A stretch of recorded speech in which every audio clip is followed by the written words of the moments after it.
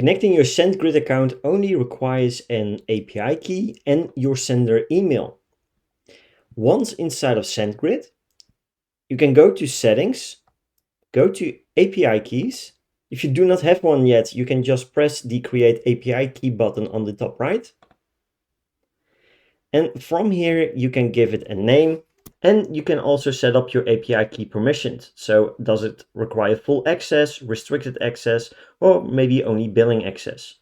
If you want to use it with the chatbot platform, we advise you to do the full access. Once done, press the Create and View button. You will now have your API key, and be sure to copy this key anywhere because they will not show this again. Let's just copy it and press Done. And from here, go back towards the chatbot platform, insert the API key and the sender email that you set up in advance. Once done, press Save and your SendGrid account will be activated.